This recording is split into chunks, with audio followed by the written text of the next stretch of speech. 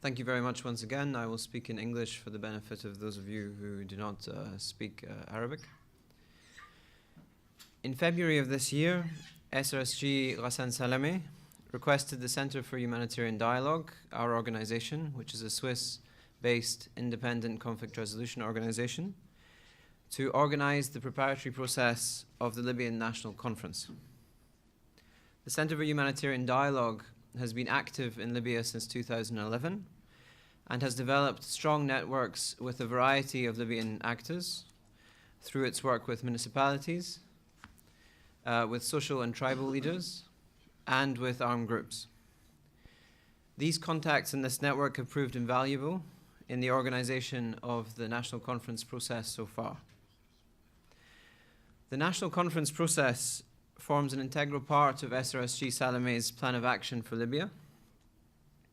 This process is designed to reinforce and inform the other pillars of SRSG Salameh's action plan and to support and inform existing Libyan institutions.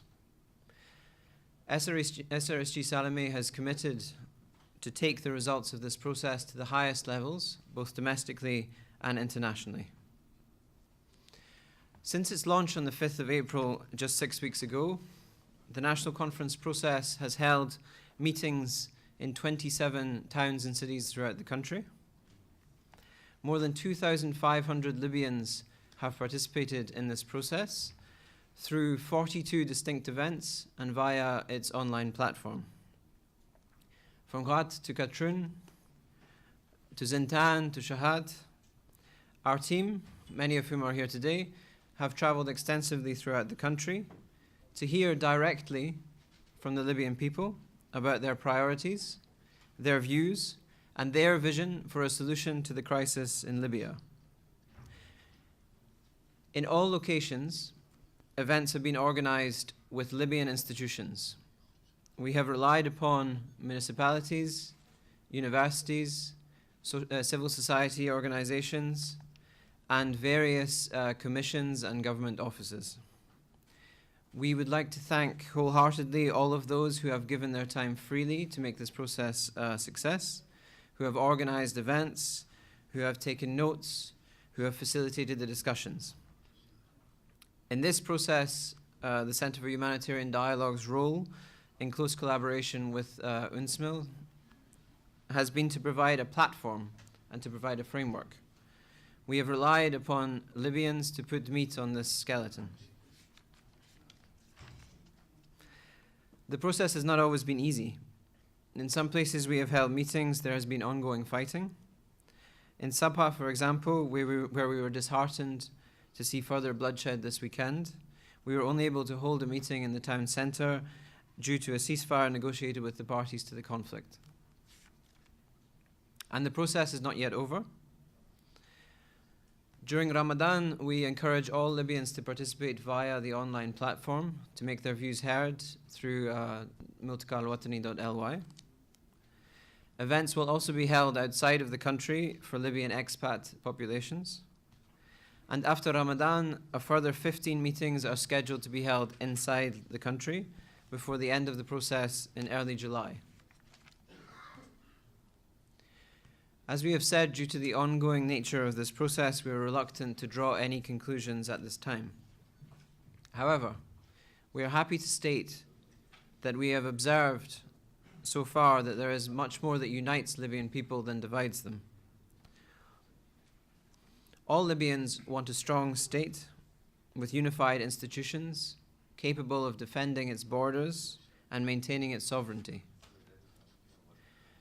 They want a unified military and security establishment with a strong army, free from political interference, devoted to defending its country. They also want a professional police force which can provide security in local areas.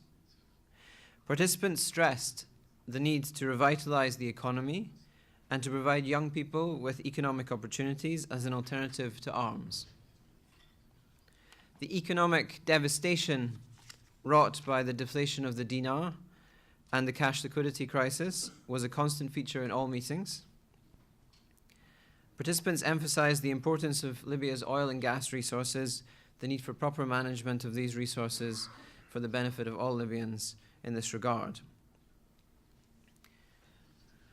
There was a strong call for a more equitable distribution of resources and a greater decentralization. There was also a call for a more technocratic and competency-based government and a rejection of the current practice of muhassasa, or the distribution of posts based on identity. Greater transparency is needed from the government, the United Nations, and the broader international community in this regard. It is on the constitutional and electoral process where we have seen so far greatest points of cleavage. Although all Libyans want an end to the current transitional phase, they disagree on how to achieve this.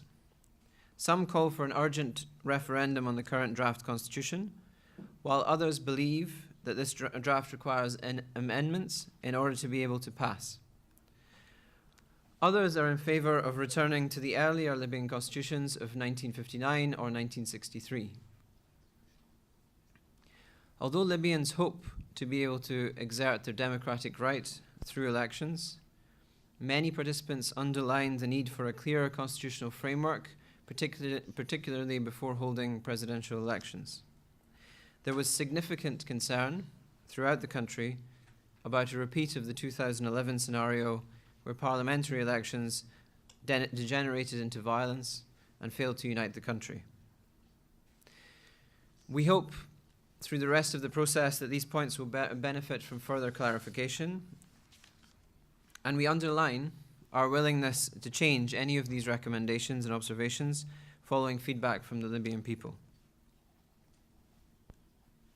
Before opening the floor to questions, I would like to reiterate our thanks to the Libyan people who have suffered so greatly over the last years, and to pledge our continued assistance as a Centre for Humanitarian Dialogue in helping to find a solution to the ongoing crisis. Thank you very much and good afternoon.